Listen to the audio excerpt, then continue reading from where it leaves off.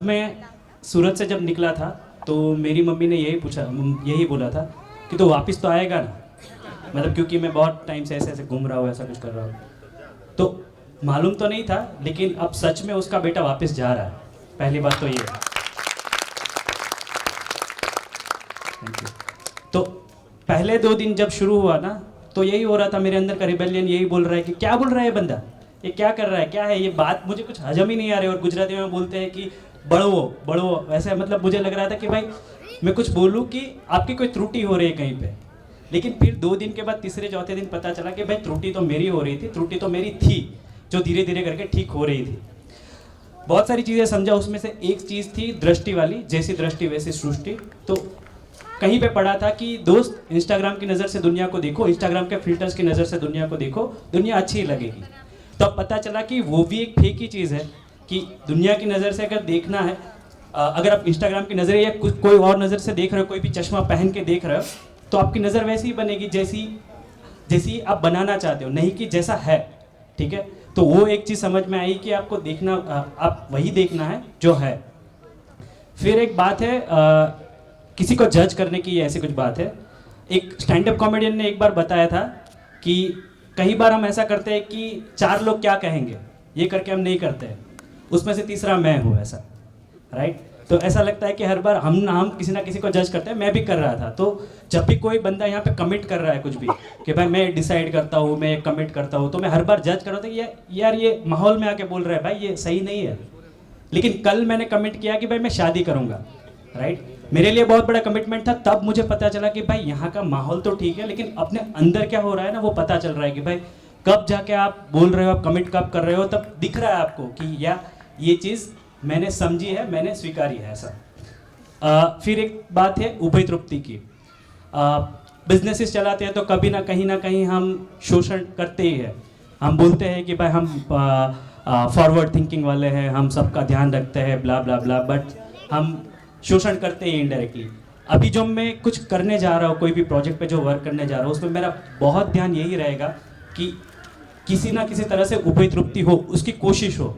शायद मैं कर ना पाऊँ, लेकिन उसकी कोशिश हो, ये तो एक करूँगा ही।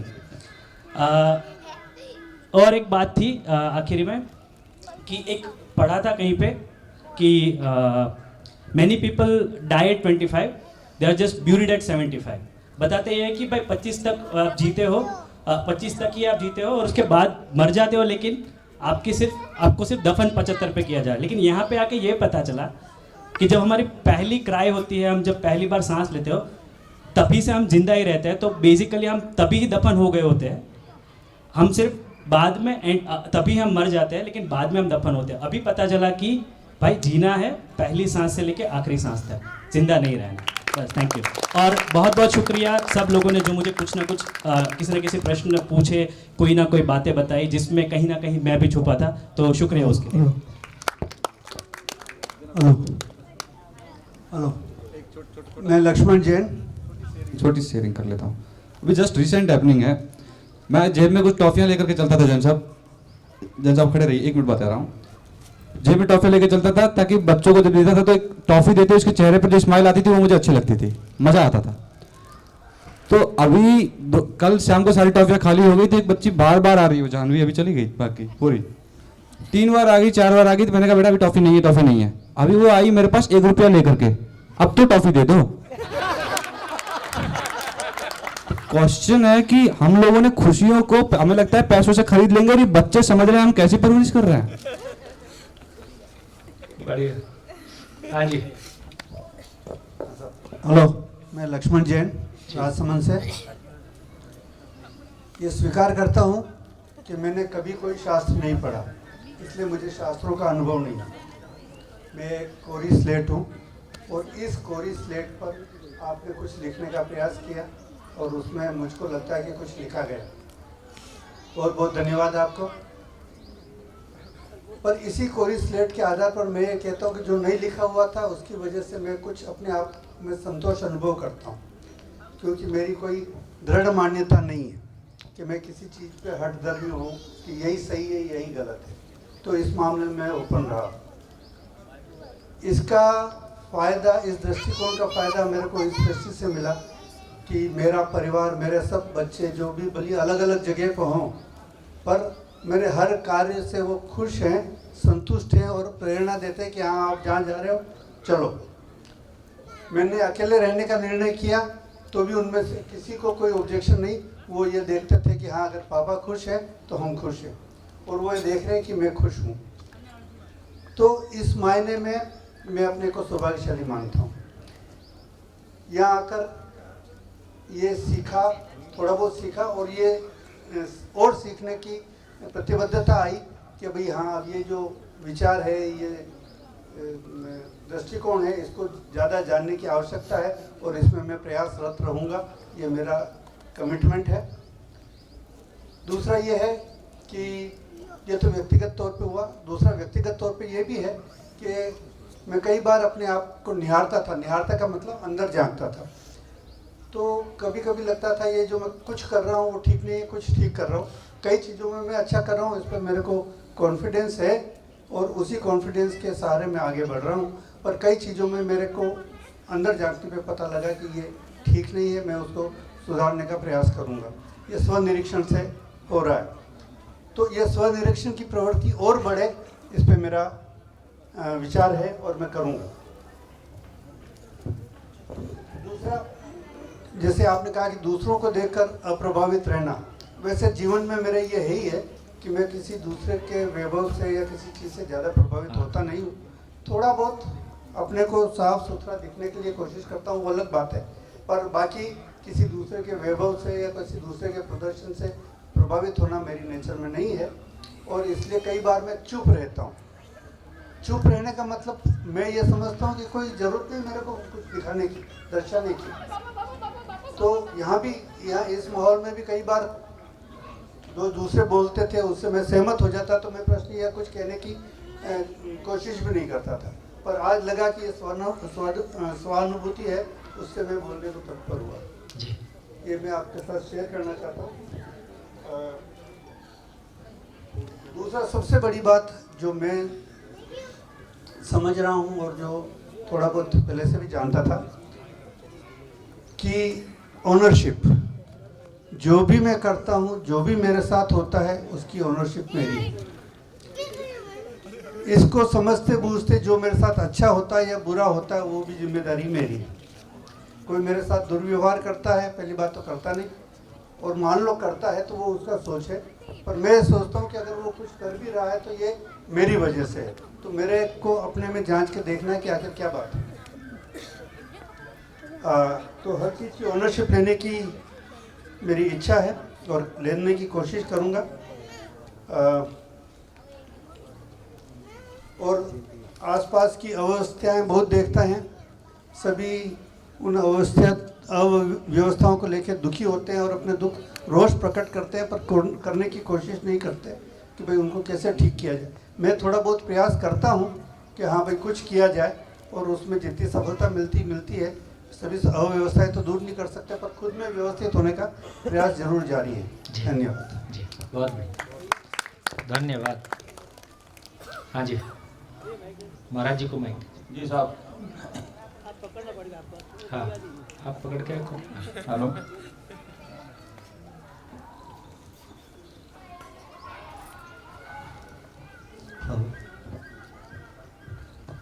सबको नमस्ते, प्रणाम।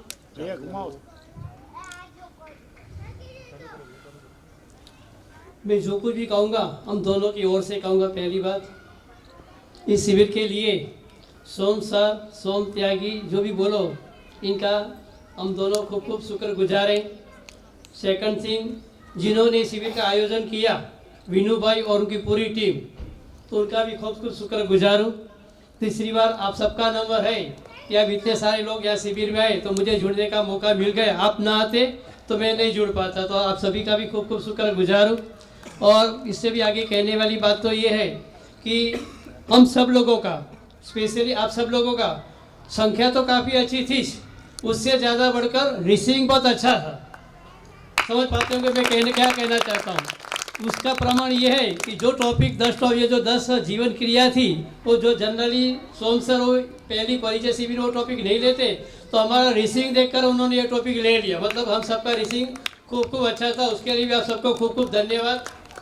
चौथी बात ये करना चाहूँगा कि सोच रहा था, और मेरे पास तो कुछ स्टेज भी है क्योंकि गांव-गांव जाता हूँ, प्रवचन देते रहता हूँ, तो आप सभी से भी ये निवेदन करना चाहता हूँ, सजेशन करता हूँ कि आप किसी के कहने से, किसी की प्रेरणा से आए, किसी की ज़बरदस्ती से आए, उन्होंने कहा तो मुझे जाना पड़ा तो मैं आ गया, जैसे कि वो जानकी दीदी।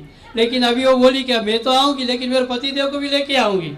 तो अब बात मुझे आपसे ये करनी थी कि अगर आप आए ही हो, आपने शिविर को एंजॉय किया ही है, कुछ हमारे मिस इंटरप्रिटेशन, मिस गलतियाँ, मिस कन्फर्मेशन, क्या बोलते हैं, मिस कंसेप्ट क्लियर हुए, क्लैरिटी बहुत सारी हुए, तो मैं आप सबको कहना चाहता हूँ कि आपके जो भी मित्र हो, फ्रेंड्स हो, रिलेटिव हो, सबको भी बताना कि जीवन में एक बार तो शिविर करना। आप चाहे नॉन मैरिड हो, मैरिड हो, 25 के हो, 50 के हो, 60 के हो, 70 के हो, लेकिन हमारे जीवन जीने की दृष्टि खुलती है। आपने बहुत सारा पढ़ा होगा, लिखा होगा, यहाँ किया, वो किया, लेकिन मैं ऐसा कहना चाहूँगा कि अगर आपने जीवन विद्या शिविर नहीं की ना, तो सारा किया हुआ फेल है। बहुत सारी क्लैरिटी मेरी भी शिविर के अंदर, शिविर के माध्यम से मेरी भी बहुत सारी क्लैरिटी हुए, तो औरों को प्रेरणा भी करना। और अभी जानकी दीदी ने बताया और औरों ने भी बताया कि हम दूसरों को प्रेरणा तो करेंगे ही, लेकिन उससे भी बेहतर तो ये रहेगा कि हम भी किसी समाज में, सोसाइटी में, घर में और परिवार में रहते, अगर हमारे जीवन में लोग चेंज देखेंगे तो उनको सामने से इच्छा होगी, प्रेरणा करने की जरूरत नहीं पड़ेगी, या तो छोटी सी प्रेरणा भी उनको यहाँ आने में ज़्यादा मोटिवेट करेगी, इंस्पायर करेगी। तो उसके लिए भी आप सभी को वही तो बात है कि, और इतना सारा अच्छा समझाने के अंदर भी सोम सर का खूब खूब आभारी हूँ। और मेन बात तो हो, वो बात भी आपके समझ में आ ही गई होगी, कहने की बात वो है कि जैसे हम जीते हैं ना, तो उसका प्रभाव दूसरों के ऊपर पड़े बिना नहीं रहता है। जैसा जीना वैसा बोलना होता है। अगर मैं बोलूँगा तो बहुत कुछ अच्छा, लेकिन जीऊँगा नहीं ना, तो वैसा मैं बोल भी नहीं पाऊँगा। तो उनके मुँह से जब जब ऐसी वाणी निकली है, और हमारे कौन से भाई, तो कदरदान, क्या नाम उनका, आगीवाल जी, हाँ आगीवाल जी, सुनील आगीवाल। हाँ, तो उन्होंने जब जब किया है तो उसका कारण यही था कि सोम सर अपने जीवन में ये चीज जी रहे हैं। जिंदा रहने की बात उनके जीवन में नहीं, ये पूरा ज्ञान उन्होंने आत्मसात किया है, अपने जीवन के तौर पर जी रहे। और उनके बेटे को तो देखा, बहू को भी देख लिया, उनकी धर्मपत्नी तो आई नहीं, लेकिन उनके लिए भी खुद अहोभाव हुआ कि जैसे इन्होंने बताया कि वो घर का भी सारा काम संभाल लेती है, इनकम का जो पार्ट है वो भी उन्होंने संभाली है, और उन्होंने सोम सर को क्या बोलते हैं, मुक्त कर दिया कि आप काम करो। तो उसके लिए उनका भी शुक्रगुजार हूँ, उनको भी धन्यवाद देता हूँ। और आखिरी बात ये कहना चाहता हूँ कि हमारे सोम सर ने 8 दिन तक, देखो एक आदमी एक्सपेक्टेशन के साथ में काम करेगा और एक आदमी बिना एक्सपेक्टेशन काम करेगा ना, इसमें तो जमीन और आसमान का फर्क पड़ जाएगा। ये हमारे सामने उदाहरण की without any expectation he is doing this work, और इतने सालों से करता है ना। अगर हमारी भी एक स्थिति बन गई ना, तो कोई बोलता था कि हमें 10 सोम सर थे, 20 है, अरे 10-20 का 100-500 भी हो सकते हैं, कौन सी बड़ी बात है। हमारे जैसा तो आदमी है, अगर वो कर सकता है तो हम क्यों नहीं कर सकते। हमारे मन का वो क्या होना चाहिए, हाँ, हमारे मन का वो डिसीजन होना चाहिए, उनके जैसा मुझे बनना तो बन सकते, और उसमें दूसरों के लिए नहीं, ये मेरे खुद के लिए करने का है। और इतने सारे दर्शन, इतने सारी बात, ये शास्त्र वो शास्त्र, ये ग्रंथ ये पंथ, वो दर्शन, और उसमें भी आखिर में जो खुद बौद्ध को प्राप्त किए, ऐसे नागराज जी का खूब आभार व्यक्त करूंगा, उनका भी शुक्रगुजार हूँ कि उन्होंने ये दर्शन प्राप्त किया और हम सारे लोगों के लिए, मानव सृष्टि के लिए ये सारा दर्शन बना के रख दिया। और उनके सोम सर और उनके साथी वाले वैसे जो भी प्रबोधक है, सुरेश भाई और बहुत सारे हो गए, तो उन सबका भी शुक्रगुजार हूँ। और आखिर बात करूँगा तो डॉक्टर छोटालाल शाह जो कच्छ में रहते हैं, आई सर्जन है, उन्होंने मुझे प्रेरणा दी थी कि ये शिविर आपको अटेंड करने चाहिए, तो सबका खूब खूब शुक्रगुजार हूँ। और जो कुछ भी मुझे मिला है ना, बहुत कुछ मुझे मिला है, बहुत सारी क्लैरिटी हुई है। और आखिर वाली एक बात तो ये कहना चाहूँगा कि जहाँ से भी मिलता है ना, तो वहाँ से लेने की तैयारी रखना, रिजिड मत बनना, ओपन योर माइंड। परमात्मा और सूर्य प्रकाश चारों ओर से प्रकाश दे ही रहे। अगर हम सब खिड़कियां और घर के दरवाजे बंद करके बैठ जाएंगे तो मेरे घर में अंधेरा आएगा, प्रकाश नहीं आने वाला है। तो एक बहन जी थी, वो समर्पण करती है, मुझे पता चला कि मैं भी समर्पण मेटी से जुड़ा हूँ, तो कल मेरे से जस्ट बात की और उन्होंने कहा कि आप तो ओपन माइंड हो कि वो भी करते हो, समर्पण भी कहते हो, जैनिज्म का करते हो और ये भी करने आ गए। तो इस माध्यम से मैं बताना ये चाहता हूँ कि अगर आपको जीवन में आगे बढ़ना हो, कोई भी धर्म को मानते हो, कोई भी पंथ को मानते हो, लेकिन आगे बढ़ना है ना, तो अपना माइंड ओपन रखो। परमात्मा या तो सूर्य चारों ओर से प्रकाश दे रहा है। अगर हम खिड़कियां दरवाजा बंद करके बैठूंगा तो मेरे घर में अंधेरा आएगा, और मुझे आगे बढ़ना है, मुझे परमात्मा बनना है ना, तो चारों ओर से सब ज्ञान मिल ही रहे। मैं ओपन माइंड बनूं, हर जगह से मैं ज्ञान लूं और मैं मेरी परमात्मा की यात्रा में आगे बढ़ूं।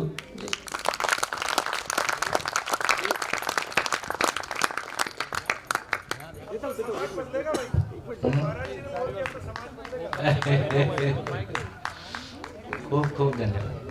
Hello sir, my name is Preksha Patel from Gandhinagar और मेरा सेकंड शिविर है। फर्स्ट शिविर में तो इतना पता नहीं चला, पर मैं आपका शुक्रिया करती हूँ कि इस एज में मुझे इतना सारा ज्ञान मिला है, तो आगे जैसे मुझे प्रॉब्लम नहीं होगी और लाइफ मेरी पूरी चेंज हो गई। क्योंकि इश्यू था थोड़ा फैमिली में, तो वो मेरा सब चेंज हो गया और मेरा बिहेवियर भी बहुत सुधर गया है।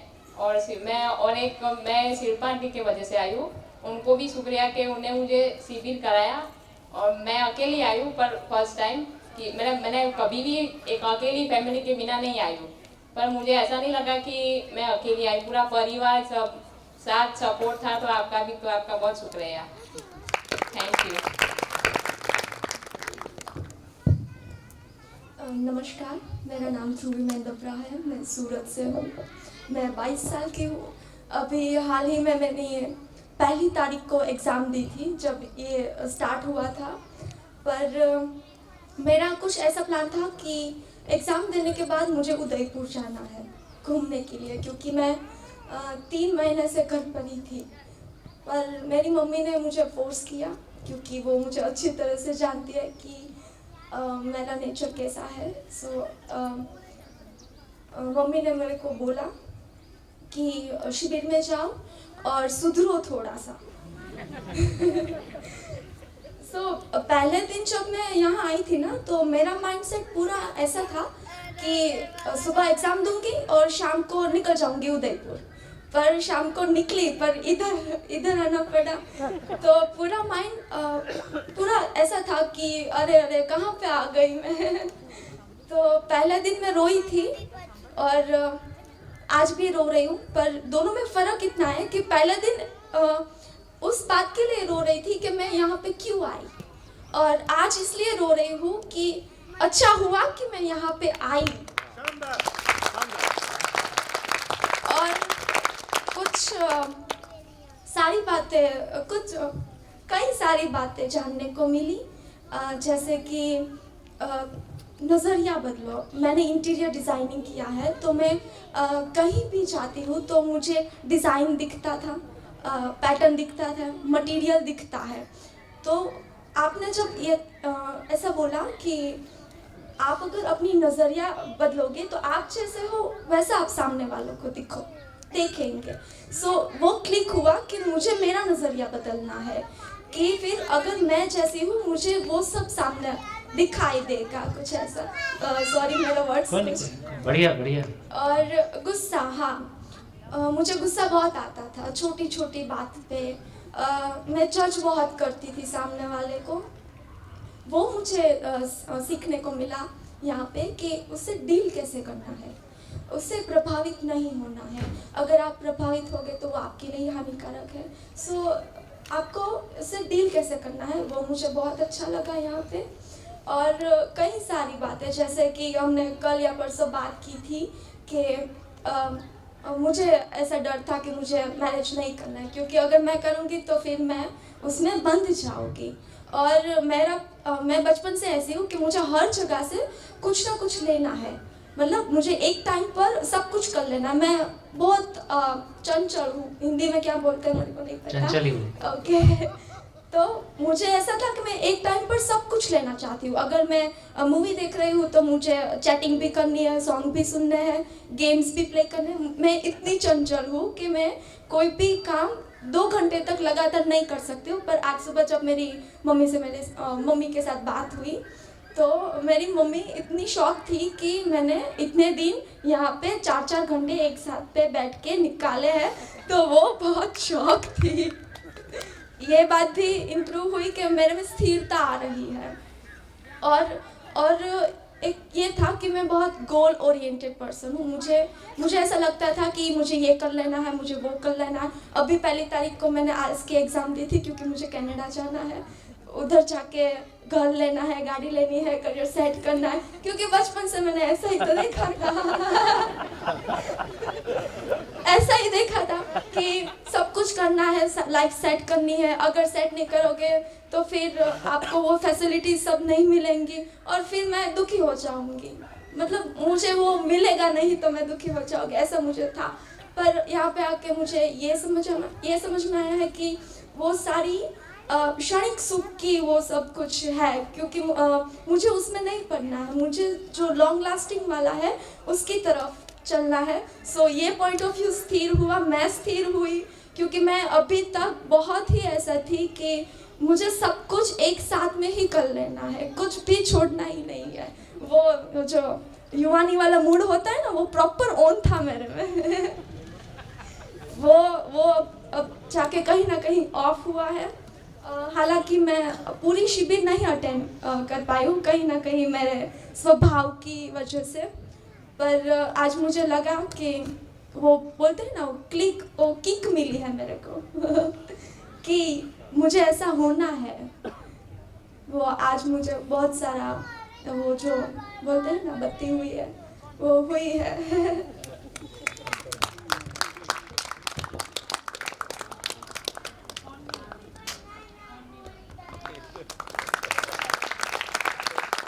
गुड। एक ही रास्ता दिखता है सबको, कनाडा। निरंतर सुख कनाडा में।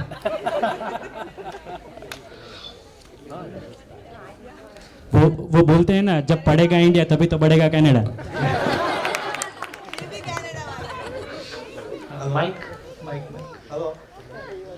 देखिए, मेरे को ऐसा लगता है कि अपना देश इतना गरीब नहीं है कि रोजी रोटी के लिए बाहर जाए। कुछ देने की ताकत हो तो संसार में जाओ।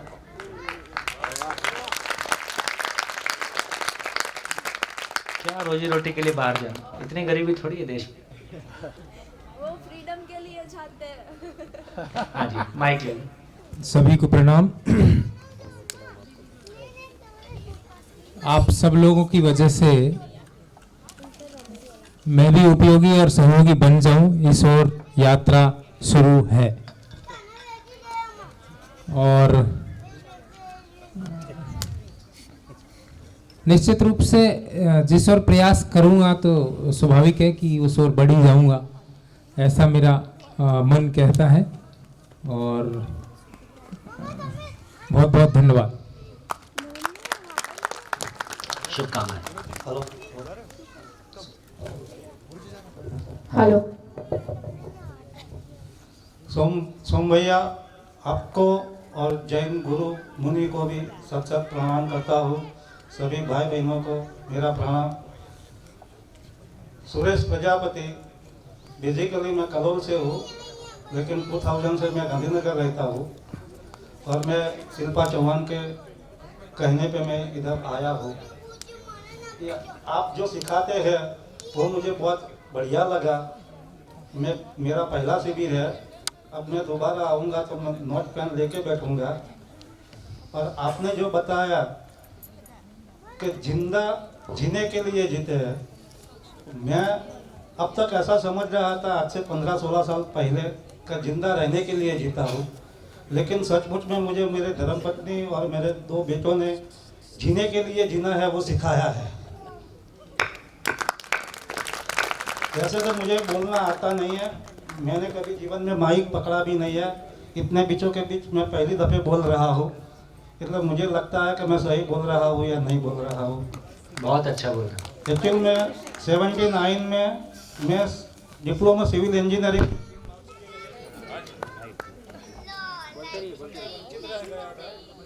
उस टाइम मैंने ठान लिया था कि मेरा लक्ष्य था कि मैं अपने दोनों बच्चों को इंजीनियर बनाऊंगा। तो मैंने आज मेरे दोनों बच्चों को इंजीनियर बना दिया है और बड़े बच्चा तो मैंने काम किया था, तो कई चैलेंजिंग काम करने का मुझे मौका मिला था, काम कर सकता था। पूरी सिस्टम जहाँ थक गई थी वहाँ मैं काम कर सका था। तो मगर कई लोगों को मैंने अपमानित किया था सिस्टम में काम के लिए। गवर्नमेंट में कई बार मैं ऐसा मानता हूँ कि ये लोग ठीक से काम नहीं करते थे, टाइम नहीं देते थे, और अब हमारा काम दूसरों को पानी देना है। आपका पद भी ऐसा है ना, उसमें अधिकार रहता है अपमानित करने का। मगर जो मैंने किया होता तो मैं बेहतर रिजल्ट दे सकता, ऐसा मानता हूँ। बहुत और अभी मेरा फैमिली जॉइंट फैमिली है, रियल जॉइंट फैमिली है, जिसमें बैंक अकाउंट और लॉकर भी कॉमन होते हैं। बहुत मेरे पिताजी, माताजी, भाई, बच्चे, दोनों के बच्चे, रियल जॉइंट फैमिली है। फैमिली में कोई प्रश्न नहीं है। मेरी शादी 85 में हुई है। अभी तक मेरी वाइफ ने कोई एक वाक्य ऐसा नहीं बोला है कि मुझे नहीं पसंद है। क्या बात। इसलिए मेरे लिए संजोग बहुत अच्छे हैं। निवृत्त हो चुका हूँ, कोई प्रश्न नहीं है, बच्चे सेटल हो चुके हैं। आपको सुना है, आपको जाना, और जीवन में कैसे ऐसा कोई आदमी मैंने देखा नहीं था कि प्रश्न पूछा और पॉज नहीं लिया और जवाब दिया। तो वो मेरा कोई प्रश्न ऐसा तो नहीं होगा कि यहाँ उसका हल नहीं है। और अभी खुद के लिए, मेरे फैमिली को मैं काफ़ी मार्गदर्शन दे सकता हूँ। सोसाइटी के लिए और पर्यावरण के लिए मैं ऑर्गेनिक खेती और गायों के लिए काम करना चाहता हूँ। और आपका ये जो मैनेजमेंट है उनका और इसमें आने वाले सबका धन्यवाद। बहुत बढ़िया। वकीला जी कहाँ रहते हैं? गांधीनगर। अच्छा, तो सुरेश भाई के पड़ोस।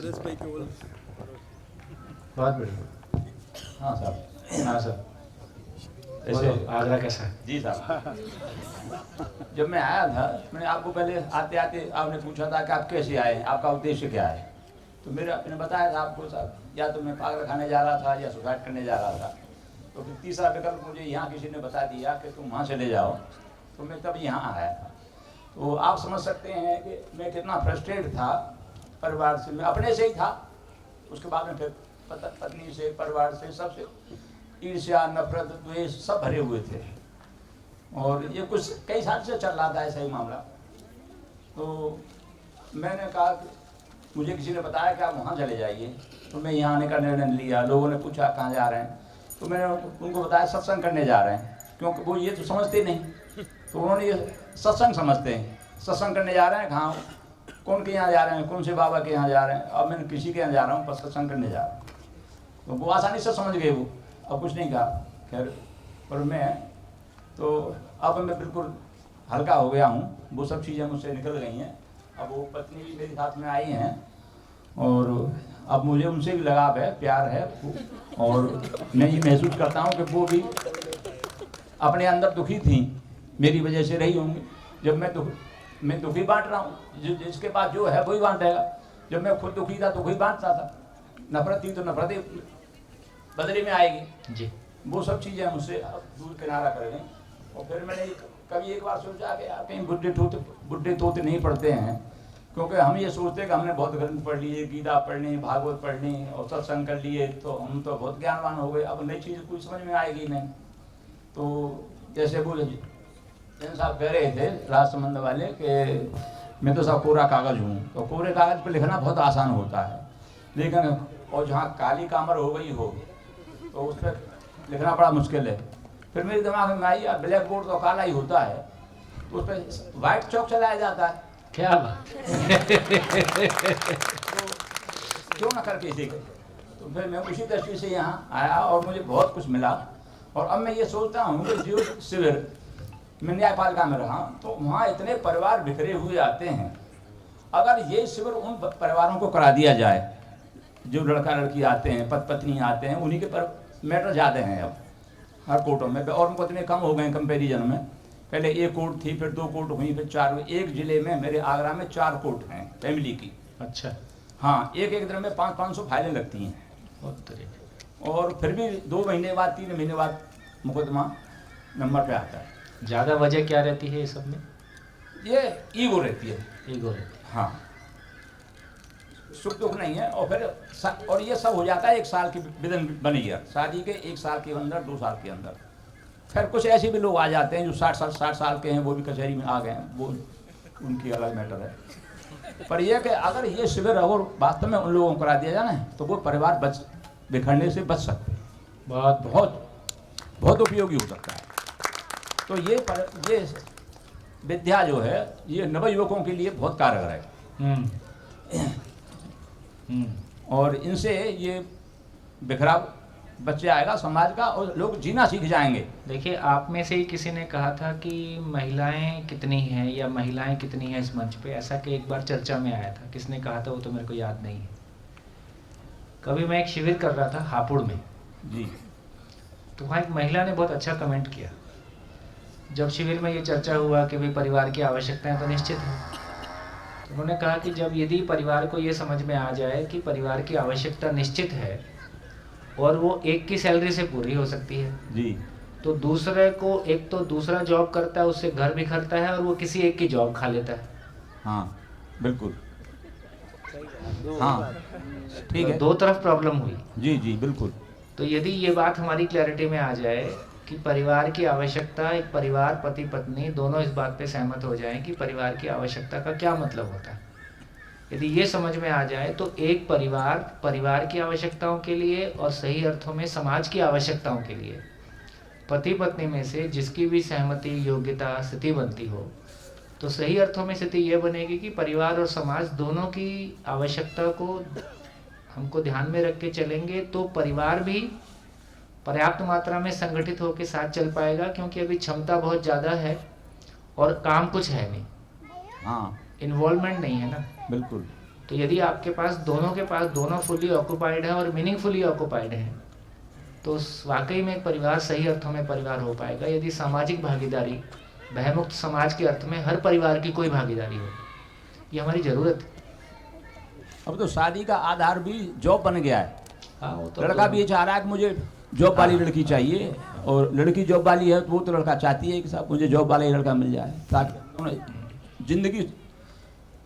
वो कल बेटी ये कह रही थी कि हम बहुत कुछ करना चाह रहे हैं। अरे भाई क्या करोगे? नहीं, इससे देखो, ये जो बात इस बेटी ने कही कि एक साथ कई चीज़ें प्रोसेस करना चाहती हैं, इससे ये क्लैरिटी बनता है कि तुम्हारा पोटेंशियल, बच्चों का पोटेंशियल बहुत ज़्यादा है। देखिए, प्रॉब्लम बच्चों की ये है कि बच्चों में क्षमता बहुत है। हाँ, क्षमता बहुत है और उड़ान ऊंची भरना चाहते हैं जी, लेकिन उड़ान क्या चीज़ की भरें इसकी क्लैरिटी नहीं है। बिल्कुल बिल्कुल। तो कोई चीज़ में मन ना लगना और जल्दी जल्दी चीज़ें करके छोड़ते जाना, ये कोई गलत चीज़ नहीं है। ये इस बात की सूचना है कि आपकी कैपेसिटी ज़्यादा है, और जिस चीज़ को भी आप करते हो कोई पॉइंट पे आपको लग जाता है कि मज़ा नहीं है इसमें, तो आप उसको छोड़ देते हो। घर वाले परेशान होते हैं, अब ये किया था वो छोड़ दिया, अब ये शुरू किया था वो छोड़ दिया। ये छोड़ देना ये बताता है कि हमारा पोटेंशियल ऊंचा है और जो चीज़ हमको मिल रही है वो छोटी है। तो कोई बड़ा चैलेंज हमको मिले तो ज़िंदगी के रूप में एक बड़ा चैलेंज हमारे पास है, यदि ये चैलेंज हमको स्वीकार होता है तो ऊंची उड़ान भरने का पर्याप्त अवसर वर्ल्ड वाइड उपलब्ध है। जाओ ना विदेश, कौन मना करता है? लेकिन यार ये कटोरा लेके क्यों जाए? कुछ देने के लिए जाए कि कुछ लेने के लिए जाए? कुछ देने के लिए जाए। जाओ, गुजरात में बहुत सारे लोग तैयार हो जाएं, अपना साल भर लगा के आओ, बढ़िया। तो कनाडा में शिविर चलाओ, कौन मना किया? सर में ये ज्ञान नहीं मिलता है लोगों को। पैसा तो बहुत बढ़ गया लोगों पे, विलासिता की चीजें बहुत इकट्ठी कर ली, बढ़िया, लेकिन बिखराव उतना ही बिखराव आ गया। ये बच्चे लोग संभाल लेंगे तो फिर अपनी चिंता मुक्त हो जाए। हाँ बिल्कुल। तभी बराम साहब ये कि नव युवकों को और इन बच्चों को इस विद्या पढ़ने की बहुत जरूरत है। जिस दिन ये लोग इस मंच को संभाल लेंगे, अपने आराम से घर में बैठ के कॉफी पियेंगे। जैसे वो हमारे श्री राम जी कह रहे थे कि सोम त्यागी जी जैसे 1000-2000 हों। बस 3 साल में 30 तैयार करके देख लेते हैं, ये कॉन्फिडेंस आ गया तो आगे 1000 तैयार कर लेंगे। बहुत बहुत आभार। खूब धन्यवाद। आपका बहुत आभार। हाँ जी, आपकी धर्मपत्नी कहाँ है? सोम भाई, एक बात बोल देता हूँ, हमारी भी एक्सपेक्टेशन ऐसी ही है मेरी खुद की है। बुला के ले आओ।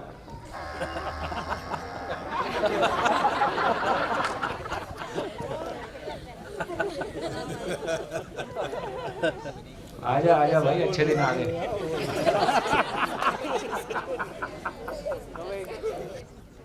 क्या बाहर माइक है? हाँ, बाहर माइक है। अच्छा, कभी नहीं बोली, मैंने बोलती हूँ। ये दे। ना ना ना, जो उन्होंने कहा अच्छा है, मैं नहीं कुछ बोलती, इसीलिए मैं मुझे पता थी बोलने वाले होंगे, पीछे आ गए। बोल दो 2 शब्द प्यार के बोल दो, आज तो अच्छा दिन है। नहीं मैं कुछ बोलती नहीं हूँ इसलिए बोलूंगी। अरे बोल तो रही हो। बोलो बोलो, कैसी लग रहे हैं आज ये? बढ़िया लगते हैं, मुझे तो पहले भी अच्छे लगते थे, पहले भी कोई शिकायत नहीं थी और आज भी नहीं है।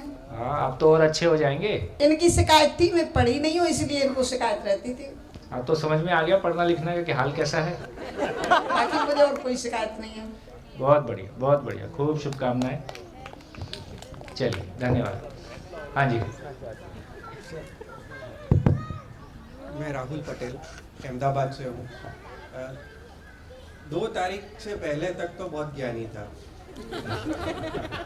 जैसे भाई क्वालिफिकेशन तो बहुत कुछ पढ़ रखा है, लेकिन उस ज्ञान की हालत ये थी कि मेरी बीवी बच्चे सब शिविर पे आ रहे थे, मेरी भतीजी भी आ रही थी, मेरे पास टाइम नहीं था।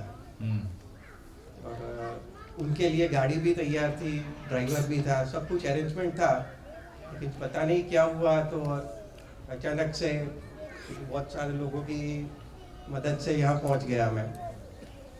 अब यहाँ आके जो पिछले 7 दिनों में देखा है, तो एक चीज़ क्लियरली जो कंटेंट है अपना, ये प्रकृति क्या है, मैं क्या हूँ, करना क्या है, तो मेरे लिए जो सबसे इम्पोर्टेंट यहाँ पे क्लियर होता है वो प्रकृति जो है वो है, मैं क्या हूँ समझ गया तो करना क्या है मालूम पड़ता है। और मैं क्या हूँ समझने के लिए जैसे हमारे किशन कन्हैया जी ने गीत संगीत का समा बांधा था, 2 लाइनें ऐसी थी कि तेरा मुझसे है पहले से नाता कोई। अब मैं क्या हूँ समझने के लिए ये समझना जरूरी है कि मेरा मुझसे क्या नाता है, बहुत बढ़िया, वो समझना है, समझ के जीना है तो जी लिया है। दूसरा ये है कि तेरा मुझसे नाता समझने के लिए अगर मेरा तुझसे नाता समझ लिया और वो जी लिया तो वो जीना है, और आगे उसी तेरे में बाकी सब सम्मिलित है और पूरा समाज सम्मिलित है, वो आ गया तो जी लिया। बात ये 7 दिन का आउटपुट है मेरे लिए। Thank you. शुभकामनाएं। हेलो भैया। कहाँ हो आप? अच्छा, हाँ नमस्कार। नमस्कार। देखो 2 दिन से मैं सोच रही हूँ कि भैया के हाथ में कोई किताब नहीं है, इतना कैसे उसको ज्ञान है। आप तो बाल्टी भर भर के हम पे ज्ञान बांटते गए, इतना कुछ समझ में नहीं आया। मेरे साथ मेरे बेटे की बेटी है, इसीलिए मैं इतना पूरा अटेंड नहीं करती हूँ। तो अभी मैं पालीताना की नहीं करूँगी, नेक्स्ट वही शिविर करूँगी और मैं नोट पेन लेके बैठूँगी, पूरा करूँगी, फिर अध्ययन है ना, फिर मैं करूँगी। अभी क्या मेरे लिए मेरे बेटी वो इसकी मम्मी जॉब कर रही है, मुझे टाइम नहीं मिलता है, इसलिए उसको लेके आई ना तो मेरा बहुत मिस हो गया। पर शिल्पा मुझे बोल रही थी कि आंटी आप चलो एक बेटी को लेके। मैंने बोला मैं अकेले नहीं जाऊँगी तो तेरे अंकल के साथ, तो मैं उसको भी लेके आई।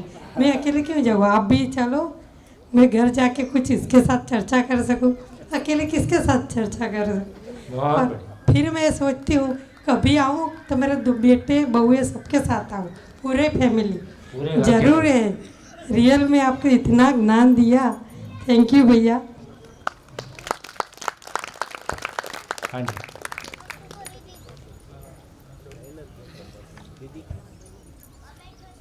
हेलो, अब मेरे एक परिचित हैं संतोष शुक्ला जी, तो उनसे मेरी ऐसी चर्चाएं होती रहती हैं बहुत सी, समाज को लेकर, देश को लेकर, राष्ट्र को लेकर।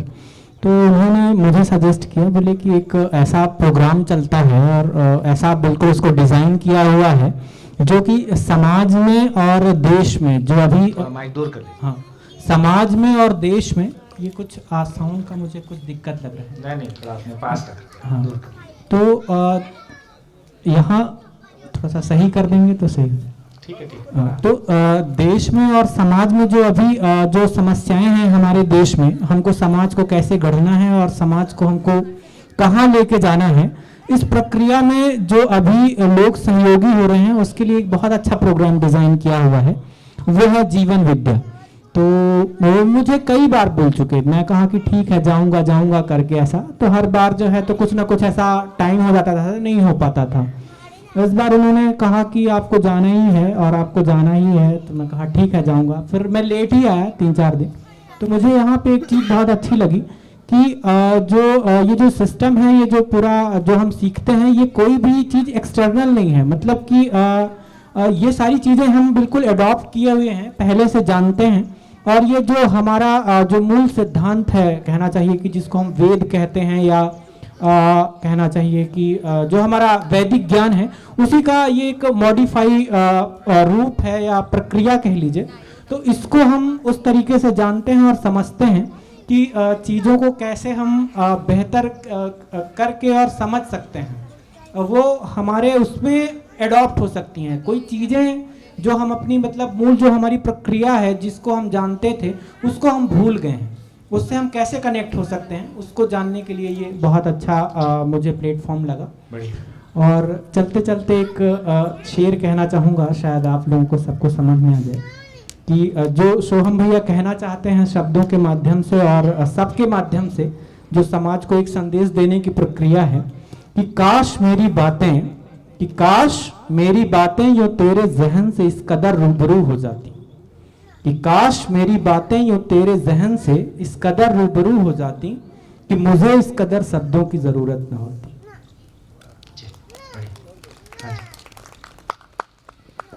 और कोई? हाँ जी। हेलो, नमस्ते भैया। नमस्ते जी।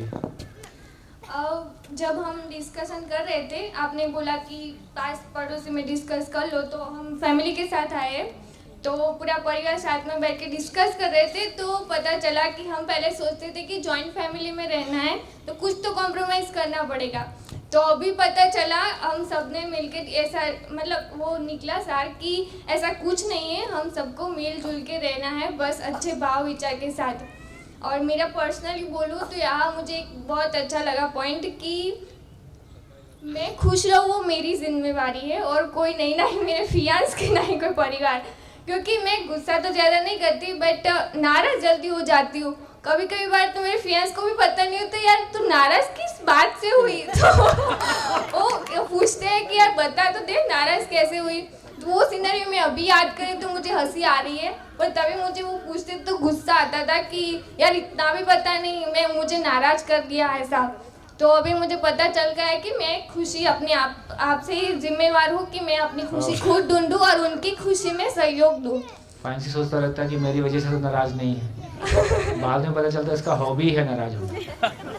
ऐसा मतलब मुझे उनकी खुशी में भी सहयोग देना है। और जब आपने बोला कि आपने क्या मतलब अभी तक किया वो पढ़ो और लिखो, तो मैं जब पढ़ रही थी तो मुझे ऐसा लगा कि यार कितना ज़बरदस्त कंटेंट है। मैं घर जाके सबको बताऊंगी, भैया को बताऊंगी, भाभी को बताऊंगी। तो मुझे अचानक उसी पॉइंट पे ऐसा विचार आया कि यार आप अपने आचरण में ले लो तो फिर वो तुम बता पाओगी। तो मैंने सोचा कि मैं आचरण में मतलब कैसे, मतलब इतना मुझे तो टाइम लगेगा पूरा आचरण में लाने का, तो तब तक क्या मैं नहीं बता पाऊंगी उसे? देखो इसका तरीका है और थोड़ी सी प्रिकॉशन भी ले सकते हैं। तो कभी भी जब भी किसी से शेयर करें तो शेयरिंग मोड में रहें। जैसे आप दूसरे को कहना चाहो तुम तो जिंदा हो, जी नहीं रहे हो, है ना, तो क्या होगा आप समझ सकते हो, है ना। तो जो भी कहना है अपने लिए बोलो। मैं एक वर्कशॉप में गया, वहाँ जाके मेरी ये क्लैरिटी बनी, है ना, मुझको मेरी ये गलती समझ में आई, मैं अपनी ये चीज़ ठीक कर पाई, ये मैं ठीक करने की कोशिश कर रही हूँ। तो जब आप अपने ऊपर डाल के बोलते हो तो सामने वाला भी उसको अपने ऊपर डाल रहा होता है। जब आप दूसरे के ऊपर डाल के बोलते हो तो वापस वो आपको रिवर्स कर रहा होता है। तो बात करने का तरीका सबसे सफल ये है कि जो कुछ घटा है केवल आप उतना बोलो। तो समझना अपने में होता है, तो अपने में समझने के क्रम में मैं अपने गैप देख पाया, मैं अपनी गलतियां देख पाया, मैं अपनी स्ट्रेंथ देख पाया, और मैं धीरे से ये इवॉल्व करूँ। ये मेरे को समझ में नहीं आया और अच्छी चीज़ मेरे को लगी। आप अपनी फीलिंग शेयर करो। आप दूसरे को बोलोगे तुम जिंदा है, जी नहीं रहे हो, जीवन शरीर अलग है, तुम अपनी आवश्यकता पहचानते नहीं हो और तुम ऐसे दुखी होते हो, बैठो मैं समझाती हूँ। तो गई भैंस पानी पानी। ठीक है बढ़िया थैंक यू हाँ जी, हाँ जी, पीछे माइक, पीछे माइक दीजिए, पीछे माइक।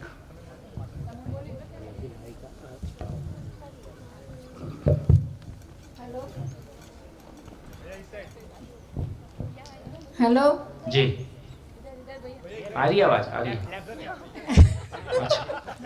हेलो अच्छा हेलो आपका माइक अभी ऑन नहीं है, आपका ऑन है। हाँ जी बोलिए। પહેલી વાત તો એ કે આજે આટલા બધામાં હું પહેલી વખત બેઠી છું. મને કોઈની જોડે જવાનું ગમતું નથી, પણ આ તો અમારી જાનકીએ એવું કીધું કે મમ્મી તમે અમારી જોડે ચાલો, તો મેં કીધું કે ના હું ને ક્યાં અહીંયા રહીશું. પછી એ લોકોની અંદર અંદર મીટિંગ થઈ કે આવી રીતે છોકરા પણ આવે છે ત્યાં, તો જાનકી કહે કે હું કિયાનને લઈ જાઉં. જાનકીને ખબર છે કે મમ્મી કિયાન વગર રહી નહીં ને મમ્મી હું લઈ જઈશ તો મમ્મી જોડે આવશે. તો એ મેં કીધું કે ના કંઈ નહીં, તમે શીખવા જાઓ છો ને કંઈ તો તમે જાઓ ને લઈ જાઓ એને. મને સંતમાં કે આવી બધી શિબિરોમાં મને જવાનું ગમતું નહીં ને હું એ બધું માનતી નથી વધારે. તો પછી એ લોકોએ ચેતનાબેનને ને મારા છોકરાને એ લોકોને કોન્ફરન્સમાં અમે 4 જણાએ વાત કરી. તો મારો છોકરો કહે કે મમ્મી તું જા કેમ નહીં જતી. મેં કીધું મુન્ના તને ખબર છે ને કે મને આવું બધું ગમતું નથી. તો કે તું જા તો ખરી. મેં કીધું ના મને ગમે જ નહીં. પછી આ ચેતનાબેને કીધું કે માસી જો તમે મને ઓળખો છો, જાનકી છે, અમે બધા જ છે ને ગ્રુપના, તમે ચાલો. તો મેં કીધું કે ચાલો ચેતનાબેને કીધું છે એટલે ચાલ્યું. પણ મને પછી એવું થયું કે મારી જાનકીએ મને મારા માટે કીધું તો હું તૈયાર નહીં થઈ, તો મને ચેતનાબેને કીધું તો હું તૈયાર થઈ ગઈ. તો એ મને દુઃખ વધારે લાગ્યું. પછી મેં આમાંથી મને થોડું થોડું તો શીખવા મળ્યું જ છે, અમુક ઘણા નવા શબ્દ પણ મને જાણવા મળ્યા. પછી ઈશ્વર પરમાત્મા એની ખોજ મને વધારે હતી. હું ધાર્મિક છું વધારે, તો મને એવું ખબર પડ્યું કે ના ધાર્મિક વસ્તુમાં ઈશ્વર ને પરમાત્મા શું છે એ જાણવા મળ્યું. પછી મને સ્વ અસ્તિત્વનો પરિચય થયો, મારો પોતાનો પરિચય થયો. પછી ઇન્દ્રિયો વિશેનું થોડું જ્ઞાન થયું છે, એટલું બધું નથી થયું મને. આપણે ભક્તિ શું કામ કરીએ છીએ એ પણ મને ખબર પડી કે આપણને ભય છે, એના માટે આપણે કરીએ છીએ કે આપણું માન નહીં જતું રહે, આપણું પદ નહીં જતું રહે, આપણા સમૃદ્ધિ નહીં જતી રહે, એના માટે આપણને છે. પછી જીવનની 10 ક્રિયાની ખબર પડી મને, એમાં પણ થોડુંક કાચું છે પણ આવી જશે એમ. પછી ખાલિસ્તાન એક છે એવું નથી, એ પારદર્શિક છે. તેમાં મને ખબર પડી કે પરમાત્મા શું છે એમ. પછી માનવને 4 વસ્તુથી ભય છે, પ્રાણમાં એ આવી ગયું. સુવિધામાં આપણને સુખ મળતું નથી, એ મને ખબર જ છે કે સુવિધા હોય તો કંઈ સુખ નથી હોતું ને સુખમાં પણ કંઈ સુવિધા મળી નથી જતી. એ પહેલાંથી મારું આચરણ આ લોકોની જોડે છે જ. પછી અમે જેવા આચાર વિચાર કરીએ છીએ એવું જ આપણે જીવન જીવીએ છીએ. કે તમારામાં સારા વિચાર હશે તો તમે સારી કલ્પના કરી શકશો. તમે જો ખોટા વિચારમાં જશો તો તમે ખોટું જ આચરણ કરવાના છે. ઘરમાં પરિવારમાં કોઈને મન દુઃખ નહીં થાય એવું મને પહેલેથી છે કે મારાથી કોઈને દુઃખ નહીં થવું જોઈએ, બધા મારાથી ખુશી થવા જોઈએ. હું એ લોકોનું ધ્યાન રાખું છું કે એ લોકો નોકરીએ જાય છે 8-8, 10-10 કલાક નોકરી એમને એમ નહીં થતી, એ લોકોને પણ કષ્ટ પડે છે. તો હું એ લોકોને આરામ મળે એવું હું થોડુંક ઘરમાં કરી લઉં છું કે ના મારે કરવું છે ને મારાથી થતું છે. મારા આવા આચરણથી અમારા આજુબાજુનાને પણ એમની વહુઓ એવું કહે છે કે માસી તમારાથી છે ને મારી સાસુ એ લોકોમાં પણ ફેર પડ્યો છે. જો તમારી સાસુમાં ફેર પડ્યો હોય ને બેટા તો તમારે પણ એનું થોડુંક ધ્યાન રાખવાનું. એમનાથી ભૂલ થાય તો કંઈ વાંધો નહીં, થોડુંક તમારે સમજાવવાનું. તરત નહીં સમજાવવાનું, થોડી વાર પછી સમજાવવાનું, તો એને ધ્યાનમાં આવશે કે આ શું છે. એટલે મને આવું બધું છે કે મને કોઈ દુઃખ નહીં થયું, પણ હજુ થોડુંક બાકી છે મારામાં કે મારે હજુ શું શીખવાનું છે ને હજુ અમારાથી થાય એવું છે. એટલે આપણે ગુજરાતીમાં હવે આ જે શિબિર ભરશે એનો હું બધો આચરણ હું કરીશ ને લઈશ કે મારે શું કરવાનું બાકી છે.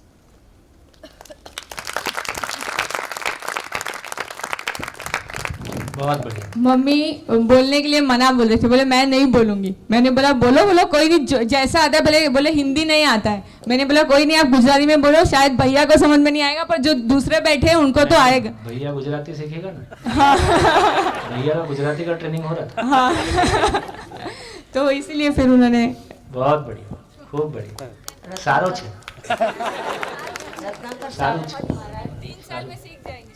रत्नाकर सागर जी महाराज साहब, मलय सागर जी महाराज साहब और सोम भैया जी, आप सबको नमस्कार करते हुए मैं सुधाबेन पड़ोस के गांव कच्छ कोड़ाई से हूँ। हमारी जो इतने दिन की यात्रा रही उसमें आपने बताया था भाव और विचार, तो ऐसा घटित हुआ। एक बार मैंने यहाँ पर शेयरिंग भी एक बार की थी कि एक बार मुझे कोई कारण वजह से मुझे बहुत गुस्सा आया। अब मैंने जैसे गुस्से हो गई तो मैंने देखा कि मेरा पूरा बदन और बदन के अंदर कैसी हलचल मची हुई है और जो मुझे खुद स्वीकार्य नहीं थी। और मैं जैसे मुझसे शर्मिंदी जैसे लगती थी और मुझसे ये बर्दाश्त नहीं हो पा रही थी मेरी स्थिति। तो मैं कुर्सी पे बैठ गई और 10-15 मिनट बैठी रही और मैंने अपने से जैसे मेरा वार्तालाप शुरू हो गया कि मैंने सोचा कि मेरे अंदर जो हलचल उथल पुथल मची है तो कोई हिस्से में मची है, पूरी तो नहीं मची, ऐसा करके पता नहीं। और जैसे कि मैंने जो हिस्सा मेरा शांत था, मैं वहाँ जा कर के बंद आंखें रख कर के मैंने उस हिस्से के अणु परमाणुओं को बोला कि भाई आप जाओ और जो डिस्टर्ब अणु परमाणु है उनको जाके मैसेज दो कि ये क्या बिल्कुल गलत बातों में उलझे हुए हैं, आप प्लीज़ मेरा एक काम कर दो। ऐसा करके मैं कुर्सी पे बैठी और 15 मिनट तक मैं बैठी रही और मैंने देखा कि जैसे हजारों लोग आ रहे हों एक हाथी घोड़े के साथ बैंड बजाते हुए। ऐसे लगा कि कई अणु परमाणुओं की जैसे बारात निकली है और सारे अणु परमाणु वो डिस्टर्ब अणु परमाणुओं के पास गए और जैसे उनको वो समझाने लगे। अब ये सारे क्या समझाते थे मुझे नहीं पता, मैं तो बैठी हुई थी। ये केवल मुझे होश था कि कुछ चल रहा है। और चंद समय के बाद 10, 15, 20 मिनट के बाद मैंने देखा तो मैं पूरी शांत हो गई थी।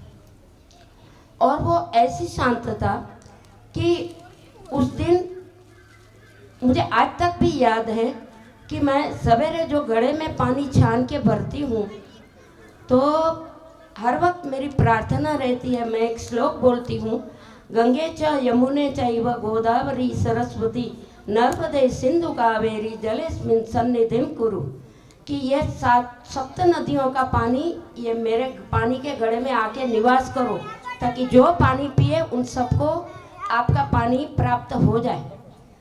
तो जैसे मैंने ये श्लोक पूर्ण किया और आखिर के शब्द में जैसे मेरा हाथ घड़े में डूबा हुआ था और मैं प्रार्थना कर रही थी तो मैंने देखा कि ऐसा मेरे हाथ को एक झटका लगा कि जैसे गंगा कोई एक ऐसी लहर, जैसे कि एक किनारे पे खड़े होते हैं और एक पानी का मौजा जोर से आके हमसे टकराता है, वैसे मेरे हाथ से जैसे गंगा की लहर टकरा के गई।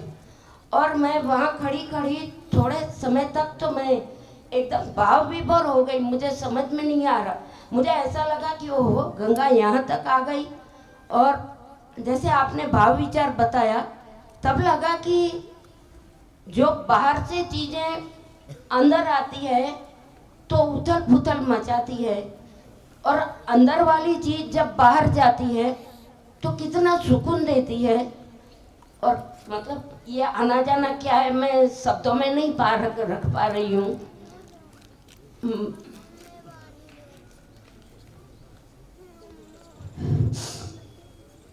जी नहीं, लेकिन मुझे लगता है जो भी बाहर अव्यवस्था दिखती है मेरे कारण है, जो भी व्यवस्था दिखती है वो मेरा नज़ारा है, और जो मैं देखूंगी वैसा घटित होगा। तो क्यों ना यथा पिंडे तथा ब्रह्मांडे, क्यों ना इस सही चीज को अंदर ले लिया जाए, और अंदर तो सब सही है। तो लगता है कि इसके लिए कुछ बहुत समय देना पड़ेगा, ऐसा लगता है कभी, मतलब अकेले, मतलब वैसे तो परिवार के साथ रहना है, पर मैंने देखा है कि जब मैं कोई ऐसे अच्छे भाव और विचार के साथ रहती हूँ तो मैं घंटों भर 18 घंटे तक, ये मेरी एज 69 होने के बावजूद भी मैं 18 घंटे तक काम करती हूँ। हालांकि खाना बनाना मेरा सबसे प्रिय एक काम रहा, लेकिन और भी जो दवाइयाँ डॉक्टर होने के नाते करती हूँ, तो मुझे लगता है कि जैसे मैंने सबको भाव देती हूँ तो कई हिस्सों में ज़्यादा बढ़ के वो मेरे पास वापस लौट के आता है, चाहे वो अच्छा हो चाहे बुरा हो। और भाव के साथ जब भी रही तब मुझे अच्छा लगा, और जब मैं दवाई देती हूँ तो लोगों को यही बात करती हूँ, अच्छे भाव के साथ हो जाओ तो 75% तो आप आपका काम कर लोगे, केवल 25% मेरी दवाई काम करेगी। तो मुझे लगता है भाव और विचार सही मायने में बहुत बड़ी बात है। और अगर हम बहनें सवेरे से रात तक, अगर हमारे हिस्से में एक घर आया है, तो आज की बहनों, छोटी छोटी जो मेरी छोटी बहनें हैं या बेटियों जैसी, उनको तो मैं खास कहूँगी कि घर का अंगना भी बुहारा करो और टॉयलेट बाथरूम भी साफ करो, घर में खाना भी पकाओ, क्योंकि आपका हाथ लगने से घर को भी बड़ा सुकून महसूस हो जाएगा, चाहे आपके घर की दीवारें क्यों ना हो, वो भी जाग जाएगी। तो आप जो भी करो भाव से, मैंने ये देख चुकी हूँ, जो कुछ होता है भाव और विचार के साथ होता है, और सही होने में उसका जो प्रतिबिंब है कई गुना होके मेरे पास लौट के आता है। नमस्कार। नमस्कार भैया। ये वैसे मेरा सेकंड शिविर है। पहले मैंने राजकोट आत्मीय में किया हुआ था, लेकिन उस टाइम मेरा इतना क्लैरिटी नहीं बना था कि मैं कहाँ पे इस्तेमाल करूँ, किस तरह से मैं उसमें आगे बढ़ूँ। लेकिन इस बार जो मेरी समझ बनी है, तो सबसे पहला जो पॉइंट था कि हम लोग 13 मेंबर्स का जॉइंट फैमिली में रहते हैं सब लोग, तो हमको ऐसा था कि एडजस्ट करना और सहन करना ही जॉइंट फैमिली तभी रह पाएंगे। लेकिन अभी एक पकड़ आई है कि सब समझ के रहेंगे तो वो शब्द ही रहेगा ही नहीं फैमिली में। और दूसरी एक पॉसिबिलिटी मुझे लगी कि 300 लोग यहाँ पे है, जिसमें से 10-15 लोगों को छोड़ के मैं किसी को नहीं जानता हूँ, फिर भी सबका भाव, सबका एक दूसरे को हेल्प करने का, और सभी बच्चे अपने जैसे लग रहे हैं, तो अपने परिवार में, अपने सोसाइटी में भी एक वातावरण में क्रिएट कर सकता हूँ। तो इसके लिए बहुत धन्यवाद भैया, थैंक यू सो मच।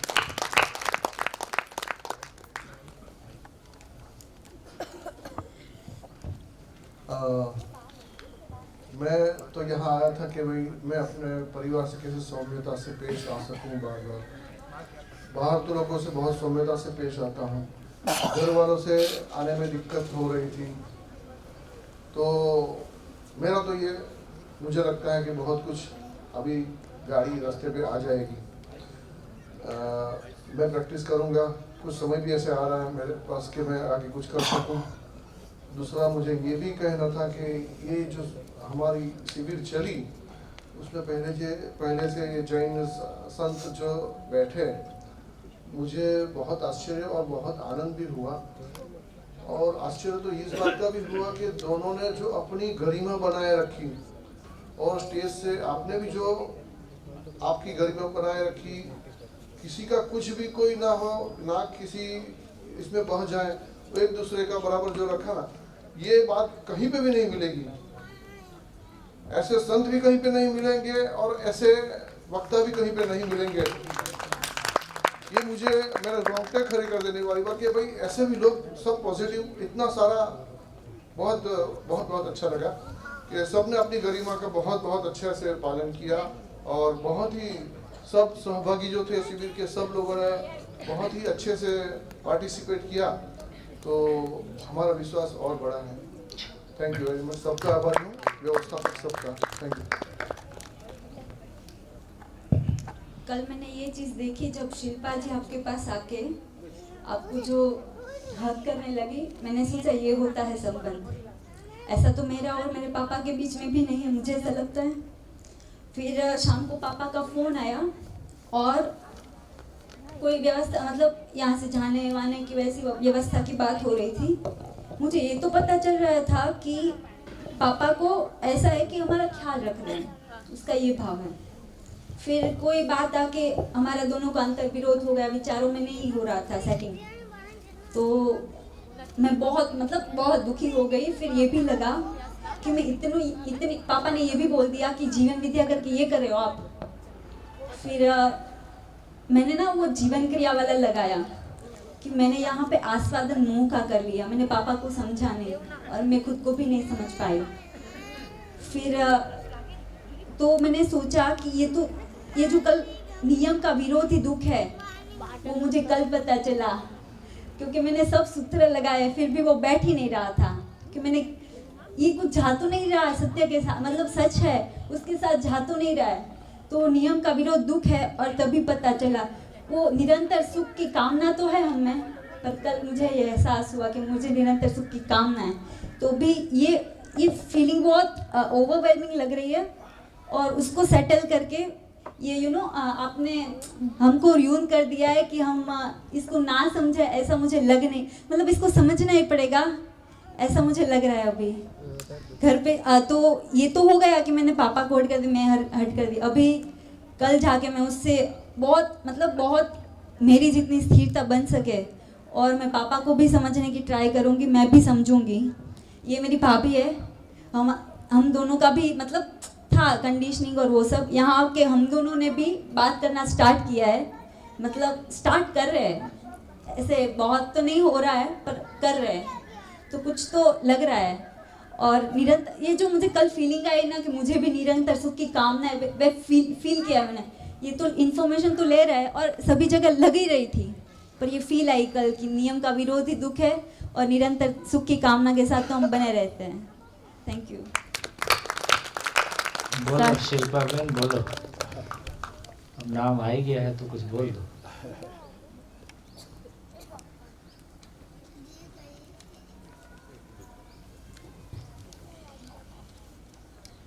तो मैंने अपना फर्स्ट शिविर शादी से पहले YouTube पे किया था, क्योंकि जैसे मैं पापा से मिली थी, इनसे मिली थी, मम्मी से बात करती थी, तो मुझे एक जिज्ञासा थी जानने की कि मतलब ये ऐसे क्यों है। ठीक है, तो मैंने जब वो ऑनलाइन शिविर करा तो मुझे बहुत अच्छा लगा। हमारे यहाँ लोग ऐसे नहीं होते।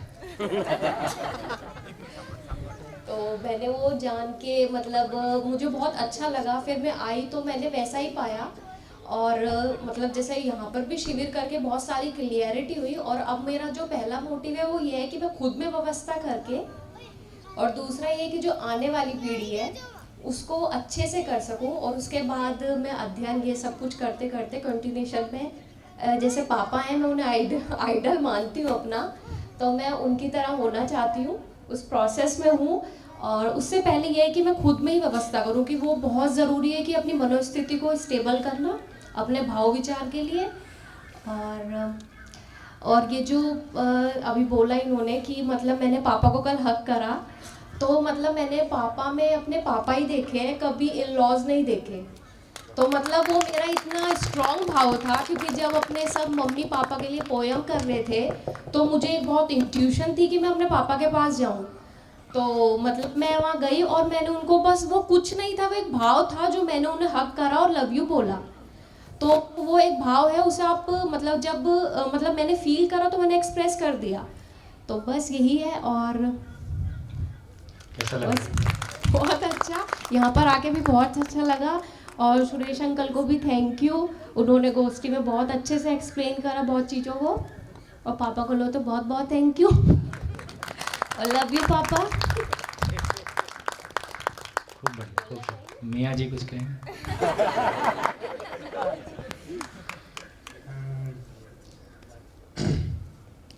बचपन से ही सारा चीज़ थोड़ा सा मतलब परेशानियां कम रही, क्योंकि आचरण रूप में सब कुछ मतलब एक बैलेंस तो मिल ही रहा था। तो वैसी कोई प्रॉब्लम मतलब आचरण रूप में घर से नहीं आ रही थी, तो अपने अंदर भी उतनी क्रिएट नहीं हो पाती, क्योंकि फैमिली एक काफ़ी बड़ा वो होती है कि मतलब वहीं से हमको ज़्यादा भ्रम वाली चीज़ें मिलती हैं। तो मेरे जितना मैं अभी मतलब शुरू से अभी तक जो मैंने भ्रमित वाले पार्ट में किया और कर रहा हूँ, उसमें मतलब मेरी पिछली यात्रा को मैं उसमें वो देखता हूँ कि पिछली यात्रा ही उसमें रिस्पॉन्सिबल है। तो मैं भ्रमित अवस्था को भी अच्छे से जीता हूँ और उसको मैं कुछ कंक्लूजन लेके उसको मैं हटा भी पाता हूँ। ये मेरी सबसे बड़ी मतलब पावरफुल चीज़ है। तो ये वाला पार्ट तो मेरा अपना जर्नी का रहा। बाकी अच्छे आचरण के साथ रहना हो रहा है। साथ में शिल्पा का भी जैसा आचरण है, तो जैसा मैं चूज़ करने गया था तो वो मुझे पहली बार में मिल गया था। तो वो भी मैं मानता हूँ कि ये एक नियति हो सकती है कि मतलब ऐसा अच्छा चाहने वालों को अच्छा मिल जाता है। अब उसमें योग्यता पात्रता कितनी कैसी है वो नहीं पता। बाकी अभी मुझे ऐसा लगता है कि इस शिविर से भी मेरे को काफ़ी कुछ मिला। तो एक ये चीज़ पकड़ में आई कि 4 वास्तविकताएं जो हैं, 4 अवस्थाओं की, उसमें ही उसी की एक इकाई मैं भी हूँ। तो 4 वास्तविकताओं के इर्द गिर्द ही आगे चीज़ों का निर्णय लेना और देखना चाहूँगा। तो उसी हिसाब से कुछ चीज़ हटाना अभी भी नहीं चाहूँगा, कुछ चीज़ अभी भी हैं जो पसंद हैं वो करूँगा। और चारों अवस्थाओं के नज़रिए से, चारों अवस्थाओं को वास्तविकता के नज़रिए से देखते हुए समझूंगा। तो मेरे को लगता है कि जो हटना होगा, अनावश्यक होगा, वो हट जाएगा, जो आना होगा वो आ जाएगा। सर सुखद जी, मैं बोलना चाहूँगी कि मैं यहाँ से माइक में बोलने से भयमुक्त हुई। माइक भय मुक्त हुआ। 5वां भय माइक भय। पहले डरती थी कि शब्द आगे पीछे हो जाएंगे, इसलिए नहीं बोलती थी। पर आपका उदाहरण याद आया कि खटारा आता है और बस जाती है, कुछ शब्द में फर्क नहीं पड़ता है, इसलिए वो डर निकला यहाँ से। बहुत बढ़िया, खूब शुभकामनाएं, खूब शुभकामनाएं। हाँ जी, और कोई शेयर करना चाहेगा? हाँ जी, आगेवाल जी, देव भाई आगेवाल जी। चलो नमस्कार सर। नमस्कार। एक्चुअली आप मेरे लिए एक मिरर समान हो। जैसे ही मैं आपके सामने आई, मेरे मन में जो भ्रम पाल के रखा था आज तक का, वो अदृश्य हो गया और वास्तविकता आपने सामने रख दी, तो उसका ज्ञान हो गया। और संबंध जो मेरे मॉम के साथ थोड़ा कुछ अनबन चल रही थी, वो भी समझ में आ गया बहुत अच्छे से।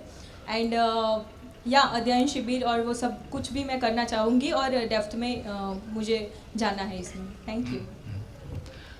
जब तक 1-2 लोग और शेयर करें, तो सभी लोगों में से जितने लोगों को पालीताना में आगे बढ़ना है, वो अपना नाम, फ़ोन नंबर डाल के अपनी कॉपी से एक चिट फाड़ें और उस पर अपना नाम, फ़ोन नंबर ऊपर पालीताना लिख के दे दें, ताकि हमको व्यवस्था बनाने में इजी रहेगा। ठीक है सर? तो टोटल व्यवस्था वहाँ कैसी बनानी है उसके हिसाब से इंफॉर्मेशन रहेगी। आपका नाम, फ़ोन नंबर, बस फ़ोन नंबर एक कागज़ पे फाड़ के दे दें, एक कागज़ पे लिख के दे दें। व्हाट्सएप है तो व्हाट्सएप पर कागज़ फाड़ दीजिए। अंजू का नंबर है, अंजू के नंबर पे पोस्ट कर दें। एक कागज़ अभी दे देंगे तो तुरंत एक आइडिया क्लियर हो जाएगा कि कुल पिक्चर कैसी है। नहीं तो फिर उधर से डाटा कलेक्ट करो, उधर से डाटा कलेक्ट करो। तो एक पेपर पे डाल देंगे, आजू बाजू से पेपर ले लीजिए, नाम लिख दीजिए। हाँ जी, आगे वाले। सोम भाई, जब किसी से प्रभावित होते हैं ना, तो उसके व्यक्तिगत जीवन के बारे में भी जानने की कोशिश करते हैं।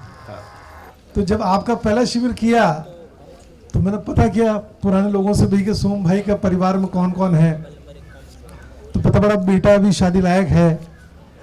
तो दिमाग में आता था भाई आपको तो जीवन विद्या परिवार में से कोई बहू ढूंढनी चाहिए, क्योंकि आप जैसे लोगों की बहुत ज़रूरत है समाज में। तो आपके घर में कलह नहीं होगा तो ही आप ज़्यादा शिविर ले पाओगे। तो अपनी जितनी समझ थी उससे ऐसा लगता था आप तो जीवन विद्या परिवार से लाओगे। रायपुर में बहुत सारे हैं, उसमें से आप सेलेक्ट कर लोगे। लेकिन आप ने जब पता चला मुझे कि फिक्स कर दी है मैरिज बेटे की, और वो नॉन जीवन विद्या परिवार से है, तो आज जैसे उसको सुना मैं देख भी रहा था 7-8 दिन से, तो मुझे लगा कि वास्तव में अगर आचरण ठीक है तो सामने वाले ने शिविर ना भी किया हो तो भी वो आचरण से प्रभावित होता है, और उसमें अगर कहीं कोई कमी भी हो तो शायद सुधार हो जाता है। इसका प्रमाण यह दिख रहा है। तो आप कहते भी हो कि आने वाले समय में अगर एक पीढ़ी तैयार हम कर देते हैं 20 साल में, तो फिर शिविर की जरूरत नहीं पड़ेगी। फिर तो घर में जो आचरण है उस माहौल को देख के बच्चा उस माहौल से बनता है, तो वो अपना आप ही अच्छा आचरण करेगा। तो जैसा आपने कहा कि आचरण हो तो आत्मविश्वास आता ही है, आत्मविश्वास हो तो हम गढ़ ही सकते हैं।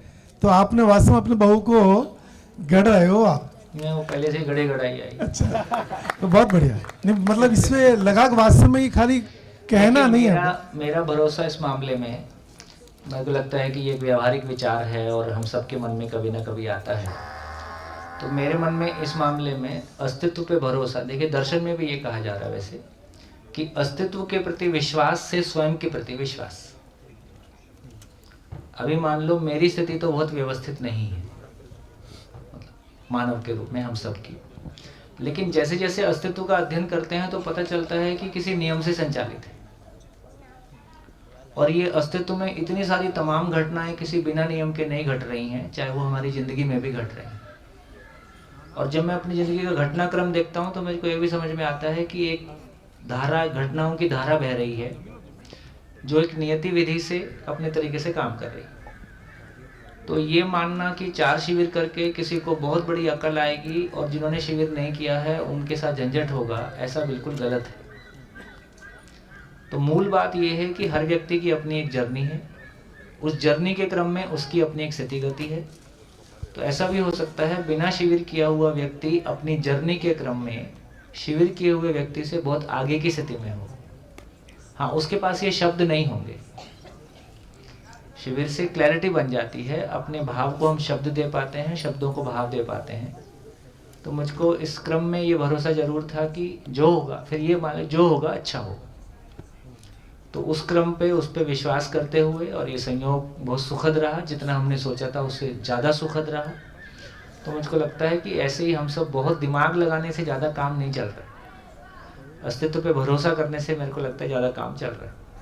फिर छोटा मोटा दिमाग लगाने ना लगा लो, तो हम जो अच्छा अपने से बन सकता है वो किया जाए, और जो अपने को मिलता है उसको स्वीकार किया जाए। मतलब जिंदगी में पहली बार जीवन विद्या में आने के बाद ही मुझे ऐसे लोग दिखने लगे हैं जिनके कथनी करनी में अंतर नहीं है। जो कह रहे हैं वो पहले जी रहे हैं, उसके बाद ही कह रहे हैं। वरना अब तक तो आदमी एक और चेहरे अनेक वाली स्थिति रही।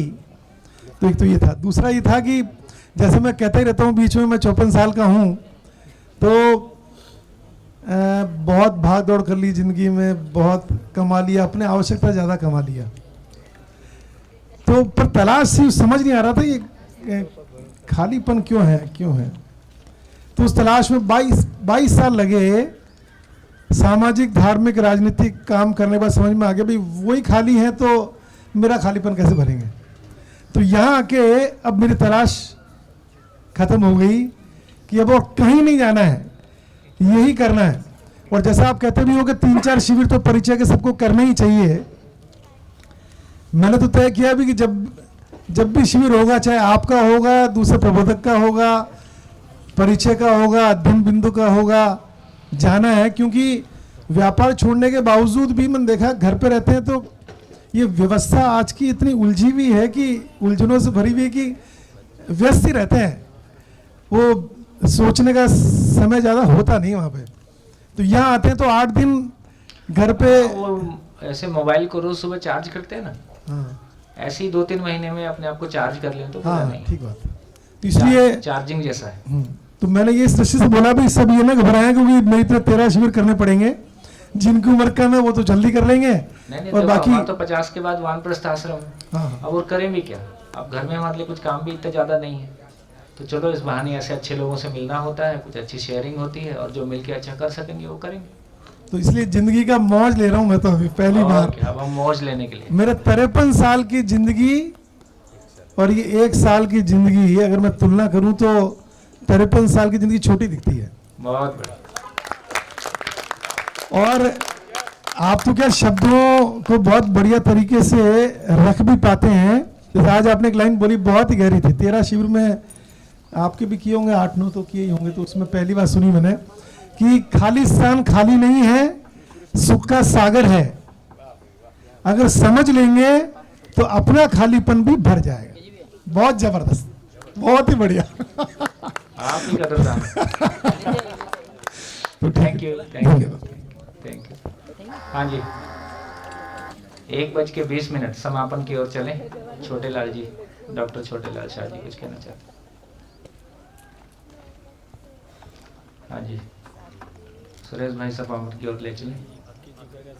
हाँ बस इसलिए आपको बोल रहा हूँ। हेलो, हाँ हेलो, नमस्कार जी।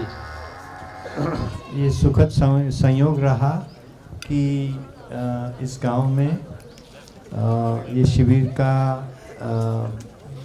यहाँ नक्की हुआ। प्रियंकर महाराज साहब जो भावनगर पालिताना में लास्ट शिविर किए और उन्होंने आमंत्रण दिया, और विनू भाई और सूरत की टीम ने उसको अच्छी तरह से पूरा संवारा। पिछले 12 सालों से मेरी जो जर्नी रही जीवन विद्या के साथ, तो मैंने अपने जो आदर्श की ज़िंदगी में जो एक जड़ता थी उसमें से मैं बाहर निकला। आज मेरी पत्नी सुधा जी ने भी जो व्यक्त किया वो मेरे लिए बहुत महत्व की बात है कि हम दोनों मिलके और कच्छ के जो ग्रुप है उसके अंदर हम लोग एक सामंजस्य बना के हम इसका अध्ययन और आगे बढ़ाएंगे। बहुत बढ़िया। शायद अगले दिनों में कच्छ की मीटिंग के लिए और कच्छ का जो ग्रुप है व्हाट्सएप ग्रुप में जो नए लोग हैं उन सबको जोड़ के उसकी माहिती हम दे देंगे। धन्यवाद सोम भाई और पूरे हमारे परिवार। बिल्कुल सुधा बहन को आपको खूब धन्यवाद। देखो आपकी जिम्मेदारी है कच्छ की, और हमारे शर्मा जी से लेके और मनोज भाई से लेके और जो भी हमारे मित्र कच्छ के हैं, सुधा बहन पांडे, सभी मिलके बढ़िया से सोचें। सुरेश भाई हैं ही हैं, धीरे से मिलके कैसे एक अच्छा वातावरण। लोग यहाँ कच्छ का रण देखने आते हैं, लोग देश भर से हम शिविर भी करने आए। धन्यवाद। हाँ जी, आगे समापन की ओर चले तो सुरेश भाई।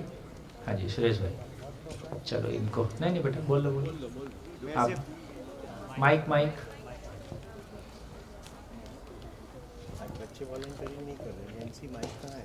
तो जब तक आप बोलें, महाराज साहब की, दोनों महाराज साहब की गरिमामय उपस्थिति से मेरा उत्साह खूब बढ़ता रहा, और आप सभी का जैसा कंटेंट का फ्लो जैसा बना वो भी खूब सुखद रहा। सभी को खूब धन्यवाद। नमस्ते भैया, मेरा नाम श्याम है, मैं जूनागढ़ से हूँ। ये मेरी पहली शिविर है, और आपके शब्दों में मैं कहूँ तो आप जैसे कहते हो गई भैंस पानी में, तो मैं क्या गई भैंस पानी में चली गई, सो भी गई, और अपने इस शिविर के थ्रू भैंस को भी जगह तो दी है, बाहर भी निकल जाएगी। बढ़िया, थैंक यू सुरेश भाई। ये किसी का है क्या?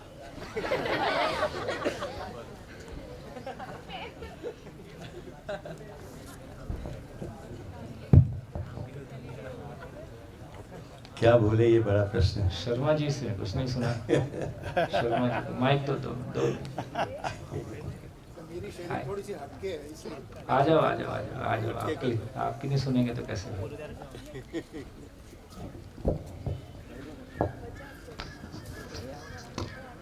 पिछले करीबन साल 1.5 साल से जीवन विद्या का परिचय हुआ, और जिसे कहें कि संवेदनशीलता से जी तो पहले से रहे थे, और संवेदनशीलता के स्तर पर एक अच्छा सफल जीवन जी रहा था। जब मैं बोल रहा हूँ कि मैं सफल जीवन जी रहा था, तो मैं उसमें बहुत बड़ा योगदान मेरी वाइफ का, मेरी पत्नी का देखता हूँ। हमारा 42 साल का जो विवाहित जीवन है वो बहुत ही, आज भी हम उसी तरह से रोज रहते हैं जैसे 42 साल पहले रहे थे। मैं खास करके यंग जनरेशन के साथ एक बात करना चाहता हूं, क्योंकि यहाँ पर एक वातावरण मुझे ऐसा महसूस हुआ कि यंग जनरेशन को ये बहुत प्रश्न है कि मुझे शादी नहीं करनी है। लेकिन मैंने अपनी ज़िंदगी से अगर मैं आपको एक अपना शेयर करूं तो व्यक्ति की सफलता में शादी एक बहुत बड़ा योगदान है। अगर हम भौतिक, चलो हम जीवन विद्या का परिचय तो हमको 66 साल की उम्र के बाद मिला, लेकिन जो जिस संसार में भी हम जी रहे थे उसमें अगर मैं मेरी सफलता का अगर एक पॉइंट गिनूं कि इसके सेंटर में एक पॉइंट था तो वो मेरी वाइफ, जिसने मुझे असीम ताकत दी है। वो मेरी सबसे हार्ड क्रिटिक है, जो मुझे शायद मेरे जो भी मेरा स्टेटस है उसकी वजह से जो कोई मुझे नहीं कह सकता है, वो मुझे बहुत ही फ्रैंकली और जिस तरह से मैं समझ पाऊँ उस तरह से वो समझा देती है। उसने उसके लिए कई बार प्यार भी यूज़ किया और उसने रूड होके भी, लेकिन जो वो मानती है उसने मुझे कहा और मुझे उसमें कई चीज़ बाकायदा मिरर की तरह महसूस हुई। तो संवेदनशीलता से तो जी रहा था, लेकिन आज मैं एक और मैसेज भी इस शिविर से अगर मुझे मालूम पड़े कि मैं क्या लेके जा रहा हूँ, तो संवेदनशीलता से तो जी रहा था और संज्ञानशीलता की तरफ जा रहा था।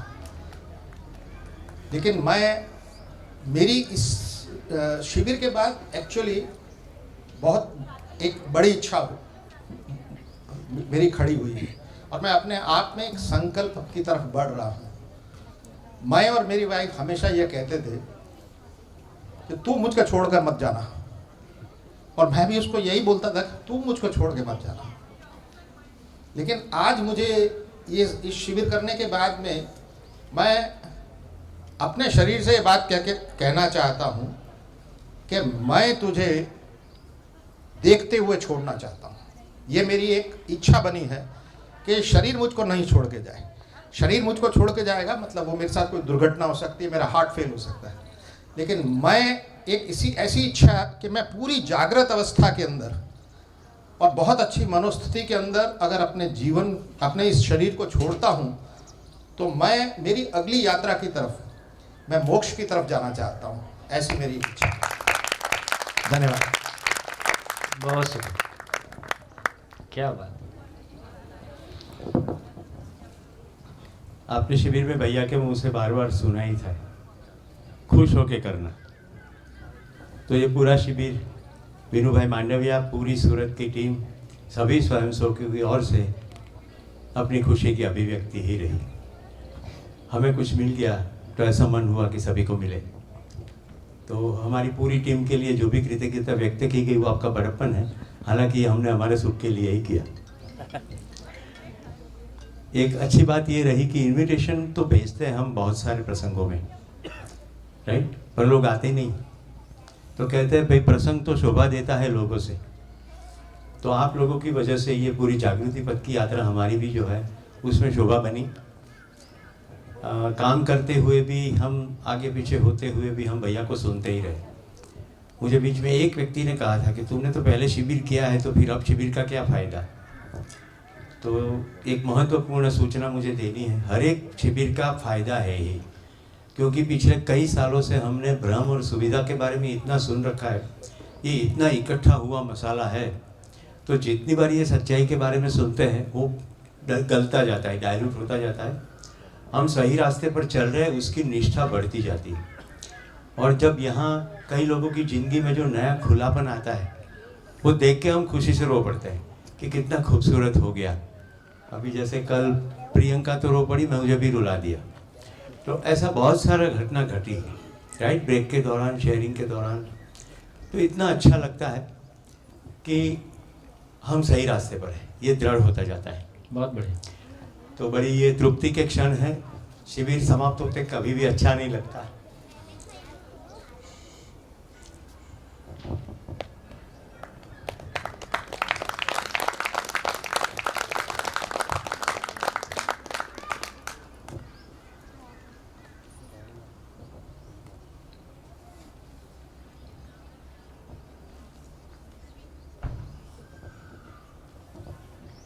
सद्भाग्य कहे तो ये सद्भाग्य है।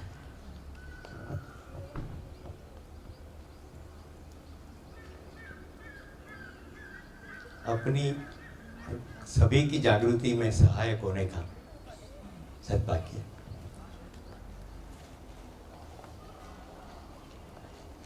फिर कब शिविर में मिलेंगे?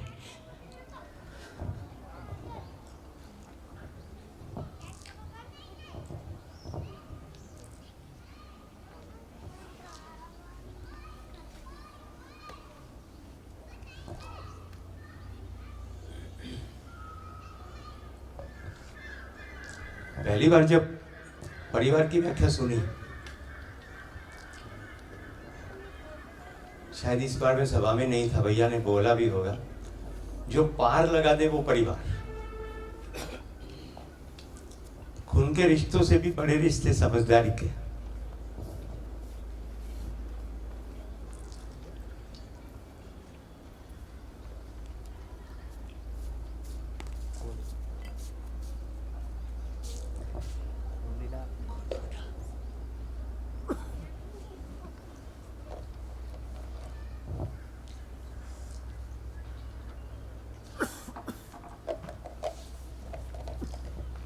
दो 2011-12 में चापाड़ा के शिविर में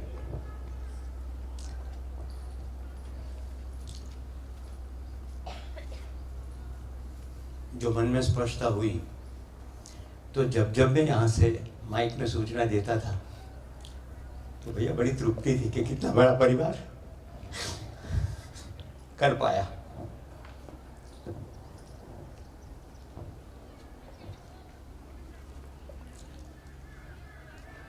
कृष्णा जैसे कई लोगों को मैंने रोका और टोका भी है, वो भी परिवार भाव से ही।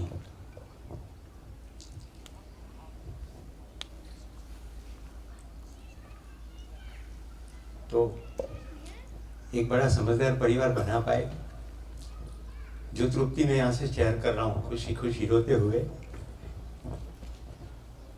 अपेक्षा है, आशा है आप भी लगे, हम मिलके बहुत बड़ा कर सकते हैं।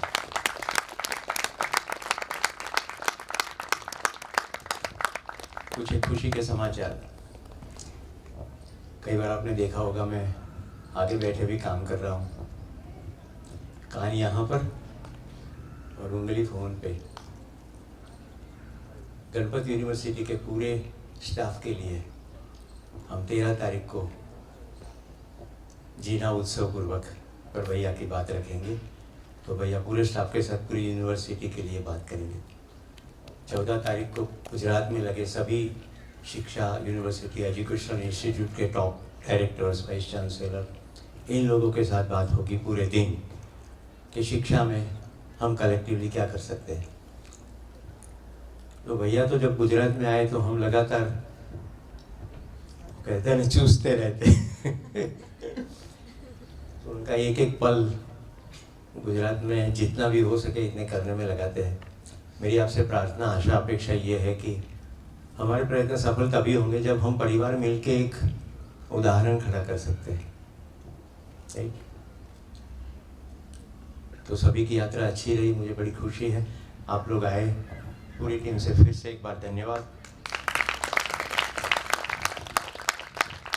मेरी इस घोषणा के बाद ये शिविर समाप्त होगा। मेरी प्रार्थना है सीधा भोजन के लिए जाए, भैया को भी भोजन के लिए जाने दें। सबको मन तो बहुत होगा, लेकिन अभी बता दूं, यहाँ भोजन करके हम इमीडिएटली यहाँ से यात्रा के लिए निकलेंगे। अभी भी भैया को कुछ एक गौशाला, कुछ स्वावलंबन के प्रयोग, ये सब दिखाने ले जाना है। तो आज के दिन भी यात्रा है, कल के दिन भी पूरी यात्रा है, परसों भी यात्रा है, और मैंने 14 तारीख का काम बता दिया। 15 तारीख को भैया गुजरात के घर से छत्तीसगढ़ के घर जाएंगे। 14 तारीख को ऑनलाइन है क्या? दिल्ली 14 तारीख को सब इन पर्सन। जो जो चीज़ें आपके लिए यात्रा में सहायक होगी वो सब अब मांडवी ग्रुप में रखी जाएगी, तो आप निश्चिंत रहे, पूरी सूचना मिलती जाएगी। और सबसे महत्वपूर्ण सूचना जो बाकी रह गई है आपकी ओर से इन्फॉर्मेशन, आप में जिन लोगों ने बैंक से डोनेशन दिया है, आप अपना आधार पान दोनों दे ही दे, क्योंकि अब लीगल ऑब्लिगेशन है कि पान कार्ड चाहिए। अगर आप अभी पान नहीं दे सकते हैं तो कम से कम अपना पान नंबर दे दे, ताकि हम यहाँ से इस कैंपस छोड़ने से पहले ये प्रोसेस पूरा कर दें। कई लोगों के फ़ोन में पान कार्ड रहता ही है, ना हो तो बाद में भेज दें व्हाट्सएप से। अंजू दीदी का नंबर वहाँ भी है, यहाँ भी है। और शिविर को समाप्त करते हुए बता रहा हूँ, कल ये जो कहा गया था, ये पूरा डेफिसिट पूरा हो चुका है। और शिविर हमारे सभी सहभागी खर्च की वजह से परिवार विधि से होना तय किया था, ऐसे परिवार विधि से यहाँ पर संपन्न होता है। भैया हम जब जब भी बुला लेते हैं खींच के चले आते हैं, इसीलिए भैया के धन्यवाद के साथ शिविर का समापन। आदरणीय नागराज जी को श्रद्धा अर्पित करते हुए और अपने सभी मित्रों के साथ इस कारवां को आगे ले जाने के लिए आप सभी को धन्यवाद।